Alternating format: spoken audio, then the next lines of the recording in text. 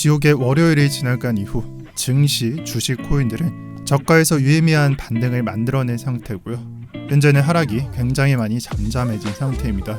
그래서 오늘 영상에서는 하락 이후에 나오는 차트를 분석해 볼 예정이고, 저는 평경장이라고 합니다. 이번 하락에 비트코인 차트는 49K까지 내려갔습니다. 그리고 한 4개월 정도 유지 중이던 이 추세선을 일시적으로 주봉 차트에서 꼬리로서 좀 깼다가 다시 말아올린 걸 확인할 수 있고요. 여기서 꼬리로서 일시적으로 깬 다음에 올려쳤기 때문에 베어 트랩이라는 말이 떠돌고 있는 게 확인됩니다. 즉, 이 베어 트랩은 이런 것들을 말하게 되는데, 그러니까 트랩이다, 속으면 안 된다라는 것을 말하거든요. 그러니까 진짜 의미는 상승이라고 주장을 하는 것 같겠죠. 하지만 이 부분은 좀 조심하게 해석할 필요가 있어 보입니다. 그래서 오늘 내용과 깊이 연관되어 있다라고 저는 생각하는데요. 현재 반등을 이루고 있는 상승, 그리고 저가로부터 이렇게 반등한 캔들을 보게 되면 대부분 2개 정도 또는 3개 정도로 확인할 수 있습니다. 그러면 기간은 2-3일 정도라는 거예요.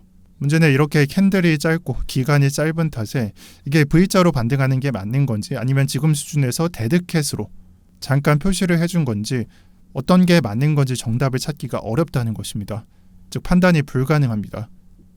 만약에 여러분들께서 예를 들어서 V자 반등으로 내가 판단을 했다, 확정을 지었다면 이 상승을 너무 일찍 판단해버린 것과 같을 것이고, 우리가 4년 전에 겪었던 코로나 때 바닥이 나오기 전에 이 바닥을 너무 일찍 결정해버린 것과 같을 겁니다. 즉, 성급한 판단이 될 수도 있다는 거예요. 이 부분을 차트로서 한번 설명을 해볼게요. 현재 띄워놓은 차트는 나스닥 차트고요. 이 부분이 2월달과 대략적으로 한 3월달을 의미합니다. 코로나 때 나스닥은 1차적으로 16%가 하락했고, 그래서 1차 바닥을 확인한 다음에 일주일 정도 반등을 했었습니다. 사람들은 지난 장에서 하락을 좀 크게 먹고 시장이 좀 약간 좋아지는 분위기를 만들어냈기 때문에 이때가 약간 바닥인 줄 좀 섣부른 판단을 했던 사람들도 있었을 거고요. 그렇게 과소평가하고 진입했던 사람들은 큰 손실을 입게 되는데, 그래서 진짜 하락은 16%로 끝나는 게 아니라 추가 하락이 25%가 나왔고 전체적으로 한 32%가 하락했기 때문이었습니다. 그리고 기간은 한 달 정도를 소요했다는 것이죠. 그래서 이런 약간 역사나 과거적인 내용이 있기 때문에 현재 위치가 어디인지 알아야 된다라는 것을 주장하고 싶고요. 현재 위치는 A나 B나 둘 다 될 수 있습니다. 어쩌면 A일 수도 있고, 어쩌면 B일 수도 있고, 어쩌면 A, B 사이에 잠깐 반등하는 이런 구간이 될 수도 있어요. 여기서 판단이 쉬울까요? 당연히 쉽지 않겠죠. 하지만 우리가 매수를 앞으로 가져가려면 추세적으로 A인지 B인지를 결정해야 됩니다. 그렇기 때문에 이 아래 부분부터는 어떻게 해서 바닥을 알아낼 수 있는지, 어떤 식으로 접근해 볼 것인지 설명해 드리려고 하고요. 우선 기간적으로 먼저 설명드리도록 할게요. 현재 차트를 나타냈을 때 고점을 찍었을 때가 7월 11일이고 지금 현재 저점이 나타난 기간이 8월 5일로 나타납니다. 그러면은 일주일만 지나면 한 달이 지나기 때문에 코로나 때 한 달가량 하락했으니까 어쩌면 저점은 근처에 있다라고 볼 수 있겠죠. 기간적으로만 본다면 그렇게 확인할 수 있겠죠. 그래서 지금 위치에서 봤을 때 기간적으로만 본다면 22년도 1년짜리 하락이라고 적어놨는데, 그냥 비트코인이 대하락하면서 루나 FTX 터졌을 때 그때를 말하는 겁니다.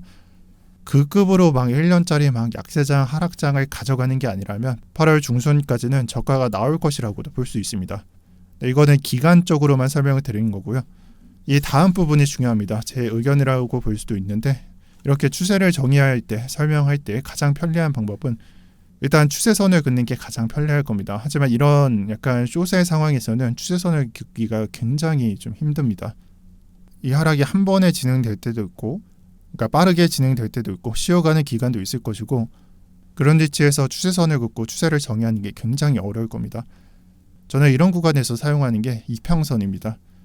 제가 코인을 설명할 때는 7일선, 25일선, 99일선을 설명했었어요. 그냥 바이낸스의 디폴트 이평선이기 때문에 그렇습니다. 하지만 주식은 정해져 있습니다. 사람들은 200일선 또는 50일, 60일 이런 식으로 사용하는데, 단기와 중기는 5일선과 20일선으로 사용합니다. 5일선, 주말을 제외했기 때문에 일주일치를 나타내고요. 20일선은 한 달입니다. 해당 선을 통해서 차트를 보게 되면 어디서 골크가 일어났고 상승세는 어떤 식으로 진행되는지를 알 수 있고요. 이번 하락에서 데드크로스가 발생했고 역배열이 어떤 식으로 나오는지가 설명됩니다. 그렇기 때문에 앞으로 관찰해야 되는 부분은 간단하겠죠. 위에서 설명한 바닥이 지금 현재 A냐 B냐 이런 것들을 가리기 전에 추세가 먼저 어디서 역전되는지를 알아보는 것입니다.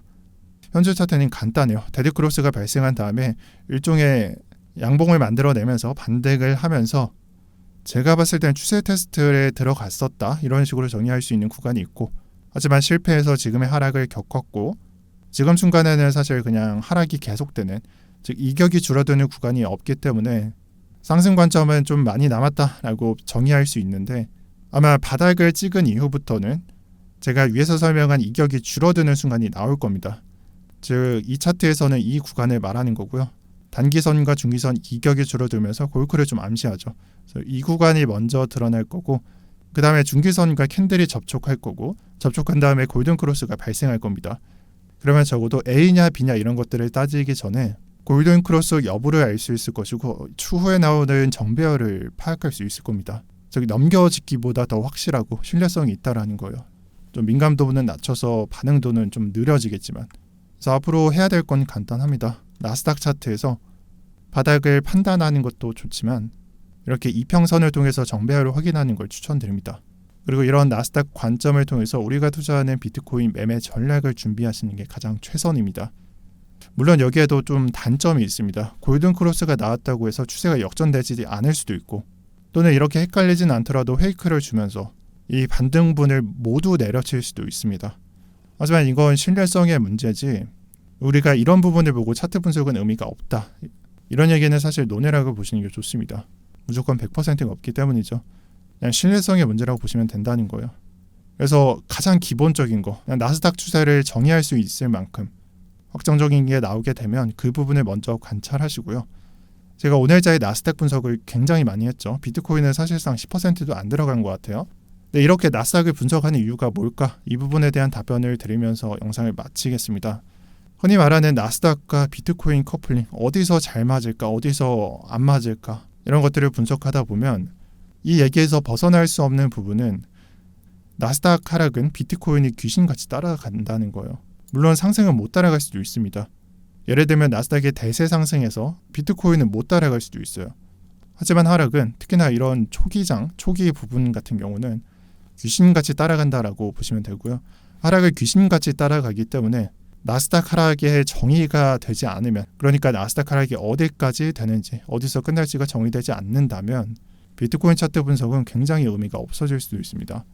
이런 부분들이 사실 거시 경제로서 해석되는 부분에 나스닥이나 비트코인이나 같이 영향을 받기도 하고, 좀 더 큰 스케일인 나스닥에서 보다 조금은 작은 스케일로 비트코인으로 이렇게 영향을 준다라고도 볼 수 있기 때문에 비트코인 상승 관점을 확보하기 전에 나스닥 하락을 먼저 정의하시고 접근하시길 바랍니다. 지금 현재로서는 나스닥에서 정의할 수 있는 부분이 없고, 아마 이번 주나 다음 주가 되면은 제가 적어도 떠들 말이라도 있을 겁니다. 이격이 줄어들든 아니면 접촉하든 그런 부분이 생겨나게 되겠죠. 그래서 주말까지 이에 대한 관점을 한번 살펴보려고 하고요. 제가 다음 영상이나 다음 주 영상에서 다시 한번 설명드리도록 하겠습니다. 네, 이상 평경장이었습니다. 오늘 고정 댓글에는 경제 언어방이 소개되고 이 내용을 먼저 확인할 수 있으니까 참고해 주시면 감사하겠습니다. 네, 시청 감사드립니다. 오늘도 평경장이었습니다.